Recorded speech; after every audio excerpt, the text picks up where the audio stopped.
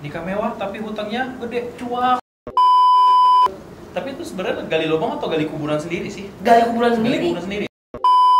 Welcome back to History. Ya. Dimana kita akan berbicara, menceritakan tentang cerita kamu, ceritaku, cerita kita semua. Dan hari ini kita akan membahas hal yang cukup menarik adalah keuangan.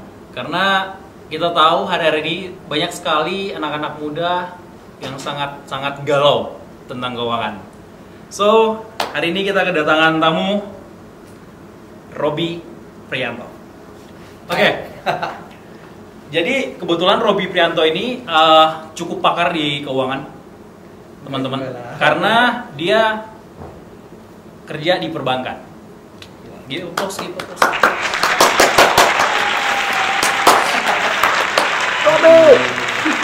Dia tidak terlalu serius karena tema kita terlalu berat, teman-teman. Berat. Keuangan itu berat sekali ya. Keuangan. Jadi nanti tolong editor kasih sound yang kayak gini contohnya. Deh. Editornya dia. Nah, oke, kita langsung aja bahas. Jadi pandangan lu nih, Bi, tentang keuangan. Menurut lu penyebab masalah umum sebagian orang nih tentang keuangan itu apa tuh? Bicara soal permasalahan itu berangkat dari gaya hidup. Betul. Gak bisa dipungkiri zaman sekarang, entah itu yang dewasa, entah itu yang masih muda, dewasa muda, atau yang masih anak-anak sekalipun, anak-anak zaman sekolah pun, mereka terbiasa dengan gaya hidup yang mereka paksakan. Mereka pengen terlihat mendapatkan pujian dari apa yang mereka miliki, tapi jadi memaksakan segala sesuatunya. Itu yang membuat, kalau dari gua, permasalahannya adalah mereka terlalu mementingkan gaya hidup. Oke. Mereka selalu mengutamakan gaya hidup daripada kebutuhan. Seperti itu. Kalau bicara soal permasalahan, kalau dari gua sih seperti itu. Jadi yang membuat orang-orang menjadi mendapatkan namanya permasalahan, mereka terlalu memikirkan kata orang. Mereka mau dapat yang namanya konfirmasi, mendapatkan yang namanya pujian, apresiasi dengan menunjukkan apa yang mereka punya, tapi mereka menekan diri mereka sendiri. Itu sangat disayangkan sih kalau Contohnya kayak lu pengen punya HP iPhone, tapi gaji lu di bawah UMR gitu ya? Di bawah UMR, Pak, iya. Mending kalau misalnya UMR atau UMR lewat dikit lah. Ini di bawah UMR, kan bisa UMR, ya? bayangin. Contoh, satu iPhone itu sekitar 24 juta ya kalau nggak salah. Ya, yang Pro Max kita. Pro Max ya, 24 juta. Terus gaji UMR itu sekitar 5 juta lah kita ngomong. Makanya untungnya HP ku tuh kebetulan juga iPhone yang Pro Max. Pro Max, oh iya. Jadi setiap akhir bulan itu lumayan tuh ya. Iya. Pro Max gitu. Juga Pro ya? Iya. Tapi GT Master Pro Edition, woi. Gak di endorse ya, Oke. Bayangin kalau misalnya UMR itu 5 juta. Terus nggak menutup kemungkinan, maksudnya nggak bisa dipungkiri bahwa setiap manusia punya yang namanya kebutuhan harian dan bulanan dan mingguan, dan itu harus kita maintain sebaik mungkin. Kalau misalnya kalau dia masih seorang diri UMR, oke lah, katakan let's say dia bisa menggunakan semua keuangannya itu minimal 3 juta, minimal loh itu, minimal 3 juta udah pasti habis untuk entah dia yang ongkos lah, makannya dia lah, seperti itu. Let's say dia bisa simpan 2 juta. Tapi kan tetap kita punya harus yang namanya tabungan darurat ya. Yang sewaktu-waktu ketika kita butuh dana darurat, kita bisa ambil dari situ. Dan dia harus sisihkan 1 juta. Nah, dia menekan gaya hidup dia mau memiliki iPhone 24 nggak lu? iPhone 14 Pro Max yang harganya 24 juta itu, dia mau nyicil berapa tahun, weh? Which is kalau misalnya dia pilih untuk nyicil 1 bulan itu 1 juta, dia harus menghabiskan 2 tahun. Tapi kan sekarang banyak pay later kok. Iya kan? Di mana-mana tuh pay later. Ada SP later, ada Credit pay later. Kayak di YouTube aja kadang-kadang ada iklannya, kita bisa gitu. Oh iya. Kemudian ada kami gitu. Padahal kan lu belum tentu hadir dalam hidup gua gitu. Iya, betul. Ada kami untuk nambahin beban hidup gua sebenarnya gitu.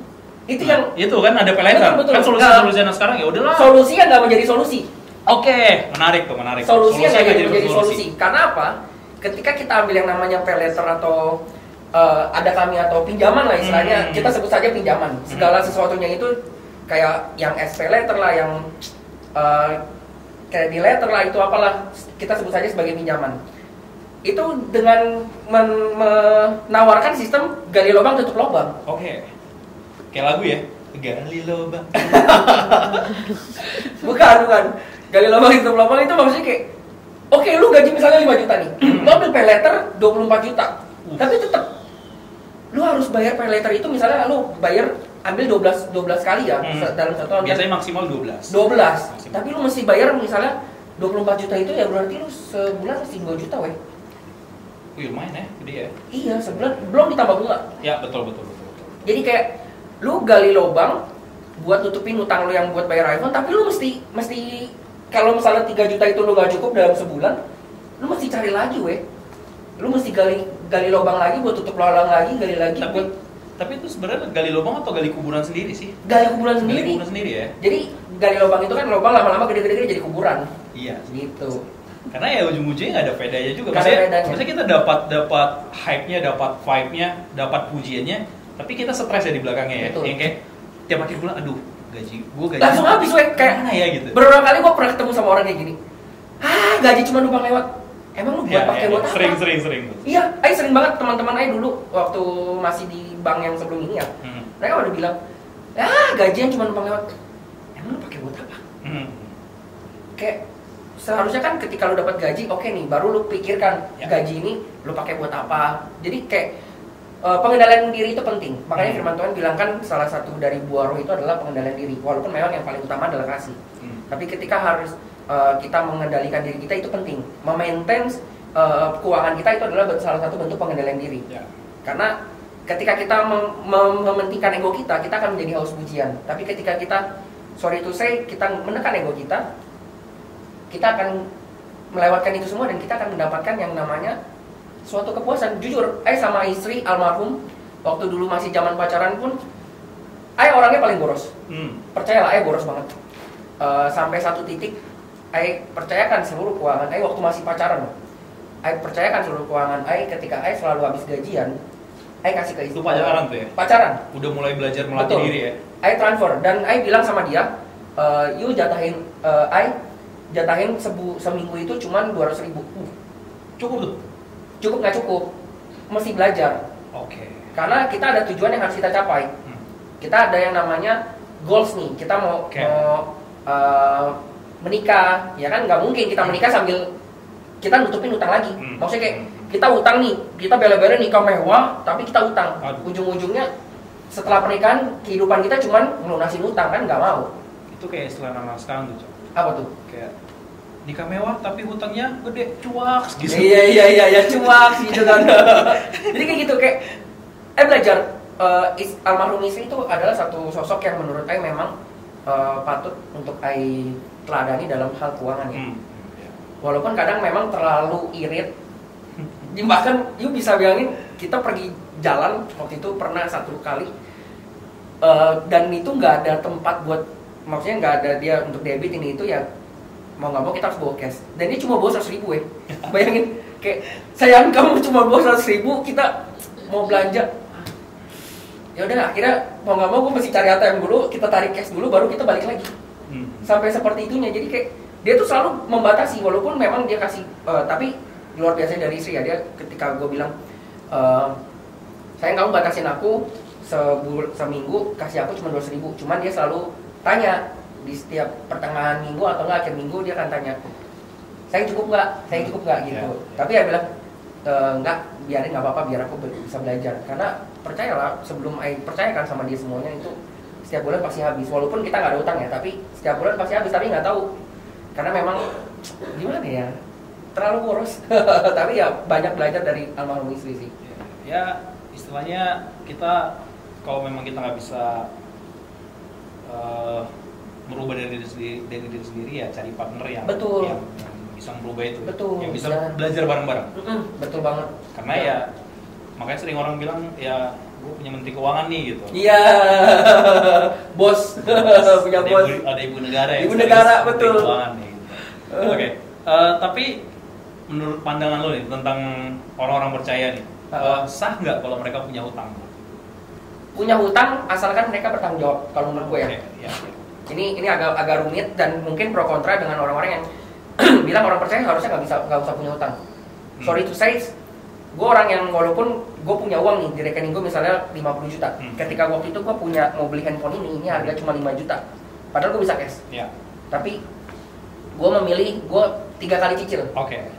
Bukan, gue nggak menganggap itu hutang, tapi gue menganggap itu sebagai apa ya bilangnya? Kayak hal suatu melatih diri gue supaya ketika kita mau ngambil sesuatu, pastikan dulu bahwa kita sanggup. Jangan sampai ketika kita ngambil hutang, kayak orang Kristen, orang percaya, ketika yang tadi gue bilang gali lubang tutup lubang. Ketika mereka ngambil tapi mereka nggak sanggup bayar. Mereka ngambil tapi mereka nggak sanggup bayar. Nggak bertanggung jawab. Kalau gue waktu itu selalu apapun ketika di atas dari 1 juta ya, gue selalu sama istri, almarhum istri waktu itu kita pasti cicilnya 3 bulan. Karena menurut kita cicil 3 bulan itu nggak terlalu berasa sih, maksudnya kayak palingnya kayak ini kan 5 juta berarti sebulannya 1,5 juta lebih lah, hampir mau 2 juta masih oke lah kalau menurut saya. Jadi kayak masih nggak mengganggu keuangan kita. Dan kalaupun misalnya bulan itu gaji AI ternyata nggak cukup, kan kita masih punya tabungan. Seperti itu. Jadi bicara soal hutang boleh atau enggak, kalau misalnya kita yakin bahwa kita bisa bertanggung jawab, bisa memenuhi itu, bisa membayar itu. Kalau untuk bayar keperluan ya, sesuai keperluan, bukan sesuai gengsi atau sesuai gaya. Ini Ayah beli waktu itu karena memang handphone Ayah waktu itu udah rusak banget dan memang udah perlu diganti, upgrade, apalagi memori internalnya udah, aplikasi kan sekarang udah makin gede-gede kan. Ayah orang paling pantang kalau misalnya handphone atau barang apapun itu belum rusak, Ayah nggak pernah mau ganti. Seperti itu. Jadi ketika Ayah ganti pun Ayah kan berpikir matang-matang nih. Kemarin itu problema juga mau ganti handphone apa ya, akhirnya Ayah pikir lihat istri pakai Realme bagus, jadi nggak di endorse. Masuk kalau mau boleh loh. Iya. Kita sedia. Di belakang ini kita bisa bikin TV-nya Realme. Di sini kita bisa pakai HP-nya Realme, bisa banget loh. Ya Realme ya. Dan sesuai kebutuhan. Jadinya akhirnya putuskan ini dan ambil ini cicilan 3 kali bayar. Dan menurut itu bukan hutang, itu adalah melatih supaya kita bisa bertanggung jawab. Tapi sebelum itu kita harus yakinkan bahwa suatu ketika kita memang penghasilan kita atau amit-amit waktu itu stop kerja atau nggak bisa bayar lagi, ya udah punya, maksudnya nggak dapat penghasilan lagi, udah punya tabungan, bisa bayar itu dan bisa bertanggung jawab. Tapi gini, kan ada beberapa tipe orang nih.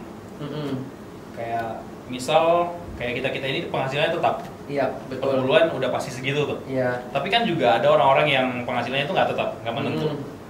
Contohnya kayak content creator, pengusaha, kayak gitu, yang UMKM ataupun yang udah gede banget ya, mereka bersyukur lah. Tapi kan mereka tetap juga punya utang gitu untuk usahanya. Nah, menurut lu nih, cara yang efektif mengatur keuangan gimana nih? Nah, tapi kita tariknya dari 2 sudut pandang nih. Pertama, sudut pandang yang udah settle. Dalam arti kita per bulannya udah tahu bagaimana cara mengaturnya. Tapi yang kita belum bisa tebak pendapatan kita per bulan ini, gimana nih cara ngaturnya nih? Cara ngatur cash flow kita per bulannya gimana nih menurut? Oke, bicara soal yang udah settle dulu ya. Yang udah settle, ini menarik. Namanya pekerjaan kan gak selamanya kita di posisi yang itu aja ya. Betul. Ya pasti ada namanya promosi. Kebanyakan orang, ketika mereka mengalami promosi, mengalami peningkatan gaji, mereka akan mengalami yang namanya peningkatan gaya hidup. Kebanyakan. Iya. Yang Ai pelajari adalah ketika waktu dulu Ai pertama kali kerja itu gaji Ai 1,3. Naik ke 2,4, naik terus sampai sekarang. Jadi kayak spill dong Kak. Janganlah, itulah nggak boleh lah, itu rahasia pabrik. Ai belajar ketika naik gaji itu untuk yang settle ya penghasilannya. Ketika kalian masih dalam penghasilan yang saat ini, kalian bisa memenuhi segala kebutuhan dan keperluan. Ketika kalian naik gaji ya, usahakan kalian jangan mengikuti keinginan daging kalian untuk naik gaya kehidupan kalian mengikuti gaji kalian. No, biarkan kelebihan kenaikan gaji kalian itu kalian save. Kalau dari I adalah better you alihkan. Entah kalian mau main investasi kah, entah kalian mau insurance kah, entah kalian mau apapun itu, mau beli saham, mau beli emas, terserah. Tapi kalian harus bijak, jangan sampai kalian terbawa emosi dengan keinginan kalian, wah gue udah naik gaji nih, masa seorang manajer handphonenya masih Realme, gue harus ganti iPhone lah. Selama masih dipakai kenapa harus ganti? Nah kalau untuk yang memang penghasilannya naik turun ya, kayak contohnya sales, kalau content creator, mereka kan tergantung viewer dan tergantung gift ya. Nah kayak gitu mereka harus punya perencanaan keuangan dulu. Mereka lihat nih untuk mereka ongkos ke sini kira-kira sehari berapa, seminggu berapa, sebulan berapa, dan untuk makan berapa, dan untuk mungkin yang konten creator untuk mereka bayar kameramen, editor ini itu semua berapa. Kalau yang udah punya tim ya, tapi kalau untuk yang sendiri itu kan tinggal keuangan dia sendiri kan. Mereka tetapkan, oke, sebulan gue pakai segini. Mau gue lebih atau kurang, maksudnya kurang, kalau kurang bisa disesuaikan lagi maksudnya. Tapi kalau misalnya dia lebih dari setiap kali penghasilan nanti, misalnya dia tetapkan istilahnya 5 juta lah, konten creator kan rata-rata di atas 5 juta. Ditetapkan sebulan gue pakai 5 juta atau oke lah kita bilang let's say paling boros 10 juta. Kalau misalnya dia bisa dapetin lebih dari 10 juta, itu baik. Tapi kalau misalnya dia nggak bisa dapetin lebih dari 10 juta, dia harus mulai maintain lagi. Dia apa nih yang harus nggak bisa, maksudnya yang harus gue buang, harus yang gue prioritaskan. Know your priority. Jadi kan kita harus tahu sebagai orang-orang yang percaya, kita harus tahu prioritas kita itu apa. Jadi kita bisa berkemenangan dalam keuangan. Nah, jadi kalau misalnya let's say yang tadi 10 juta, oke, bulan depan gue dapat 12 juta, oke, 2 jutanya simpen, investasi gitu. Bulan depan dapat 15 juta, oke, 15 juta gue simpen, 5 jutanya, 10 juta tetap gue akan pakai per bulan. Oke, besoknya tiba-tiba naiknya 50 juta, wih, lumayan banget dong, 40 juta simpen. Karena keuangan ini nggak tahu ya, fluktuatif ya, naik turun. Apalagi kemarin pas sebelum masuk 2023 kan kemarin krisis ekonomi banget ya. Betul. Banyak yang bilang kayak ini bakal zaman yang susah banget lah istilahnya untuk ini itu semua. Menurut saya sih kalau misalnya kita bisa memaintain itu semua dan nggak mementingkan ego, dan kita paham apa yang menjadi prioritas kita, bukan mendengarkan apa kata orang tapi mendengarkan apa kata Tuhan, yang mau Tuhan jadikan dalam kehidupan kita, itu nggak akan terjadi itu permasalahan keuangan. Mau lu besar atau kecil sekalipun, kita harus menyesuaikan. Bukan kita mengikuti penghasilan kita, tapi kita menekan ego kita dan kita mengikuti apa yang kita butuhkan gitu, tiap bulannya. Nah, tapi lu ada ini nggak? Biasanya kan dalam beberapa hal kan kita ada inspiratornya, inspirasi. Terus ada orang-orang yang kita jadikan sosok inspirasi. Nah, dalam keuangan, nih lu punya orang yang nih gila nih, orang ini jadi panutan gue nih dalam hal mengatur keuangan nih. Soalnya dia tiap ngomongin tentang keuangan, gue nangkep maksudnya dan gue bisa aplikasikan secara sederhana nih. Lu punya itu nggak? Gue pribadi sih nggak ada ya. Gue cuma berkaca dari almarhum istri. Berarti istri ya? Iya, almarhum istri. Maksudnya kayak tokoh-tokoh yang spesial nggak ada. Karena tokoh-tokoh spesial itu kan, gue orangnya dulu jarang banget buka IG bro. Jarang banget. Kayak agak mager untuk buka IG. Gue orangnya paling suka baca komik, main game. Jadi kayak jarang banget buka sosial media kayak gitu. Jadi untuk mempelajari kayak gitu agak kurang. Tapi untuk melihat dari real kehidupan ya, yang menjadi panutan gue istri, almarhum istri. Karena memang bicara soal keuangan dia sederhana banget ya. Sampai orang lingkungan di rumah dia maksudnya kemarin pas istri udah berpulang, sampai ada orang sana bilang kayak gini, itu si Iren, istri Ain, si Iren kok pakaiannya gitu-gitu aja ya, padahal suaminya kerja di bank. Kayak sederhana banget ya, makanya belajar banyak banget dari dia. Kayak buat apa sih kita mendapat pengakuan dari orang? Ya, dia tidak trying too hard ya. Iya. Untuk gue punya uangnya untuk hedon nih, tapi dia nggak mau. Iya, dia nggak pernah orang melihat kita, maksudnya kayak punya uang dan kita berfoya-foya dan berlebihan. Kita kalau misalnya kayak lagi pengen nge-treat diri kita sendiri, ya kita tinggal pergi makan apa yang kita mau, ya tinggal kita beli, gitu loh. Pernah satu ketika luar biasanya waktu itu kita punya duit padahal, tapi waktu itu dapat kita ngeliat ada satu tempat makan, ini kayaknya enak nih. Terus waktu itu kita pengen coba ke sana, karena kalau sekali makan tuh satu orang bisa gope bro. Satu orang bisa gope dan berdua bisa 1 juta kan. Kayak walaupun punya duit tapi sayang gue. Buat sekali makan yang nanti ujung-ujungnya keluar di jamban. Ujung-ujungnya keluar di jamban. Satu orang 5.000. Ayo berpikir, dan istri pun bukan orang yang seperti itu. Dia mau kita ajak, mau ayah ajak ke warteg sekalipun dia oke-oke aja, yang penting kenyang. Makanya konsep ayah kalau misalnya cari tempat makan sama almarhum istri itu dulu, yang penting kenyang, enak, murah. Itu. Walaupun kita punya ya, maksudnya nggak mau, karena kita bisa menghargai apa yang kita, maksudnya tahu nih susahnya cari uang, tahu. Karena ketika kita benar-benar nggak punya, mau cari siapa lagi? Nggak ada yang bisa kita andalkan, cuma Tuhan.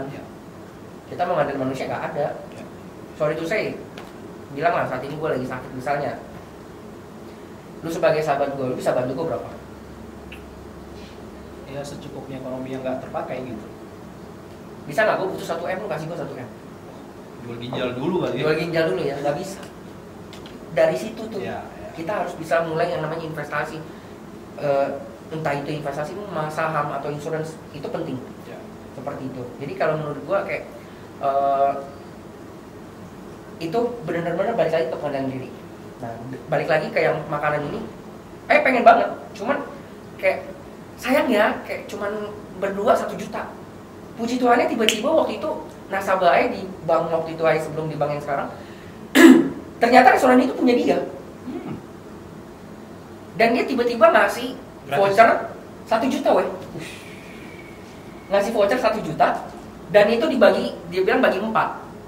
Bagi 4. Karena waktu itu dalam satu kantor ada teman teller, CS1 sama atasan 1. Jadi berempat, bagi 4. Which is 1 orang dapat 250.000.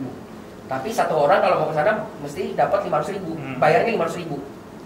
Bayar 500.000, tapi mereka langsung bilang, gue masih nambah 250.000 lagi. Mendingan gak usah gue. Ya udah gak usah. Gak ada yang pakai. 1 juta men. Gue bilang, ini kalian gak ada yang mau pakai. Aku yang pakai ya. Oh ya udah pakai aja Robi. Pergi bro, berdua. Waktu itu berdua. Dan itu ngerayain anniversary yang ke-6. Berdua habis 1 juta dan itu gratis. Luar biasa. Cerita kalau mau kita tangan lagi. Amazing. 1 juta dan itu gratis. Cukup inspiratif ya. Apalagi bicara keuangan. Nah, apa yang kita pelajari teman-teman? Cukup teman-teman dengar yang tadi lah ya. Tidak usah saya simpul-simpulkan lagi. Karena teman-teman pasti punya pengertian sendiri gitu. Yang pasti kita ketemu lagi di minggu depan di podcast selanjutnya dengan cerita-cerita lebih seru lagi, dengan histori-histori yang lebih seru lagi. Dan kalau teman-teman ingin dilayani, ingin curhat nih, pengen banget, gue udah gak tau lagi mau cerita sama siapa, silahkan klik link di bawah ini. Kita siap banget bantu teman-teman. Tolong teman-teman, kita akan follow up untuk teman-teman yang butuh pertolongan kayak gitu. Tapi bukan tolong uang ya. Iya. Jangan tiba-tiba gue butuh ada uang gope nggak gitu. Iya. Ada cepet nggak gitu. Iya. Jangan ya. Jadi kalau teman-teman mau, klik link di bawah dan jangan lupa subscribe, like, dan share video ini supaya bisa menjadi berkat untuk banyak orang. Sampai ketemu di history selanjutnya. Bye-bye. Bye.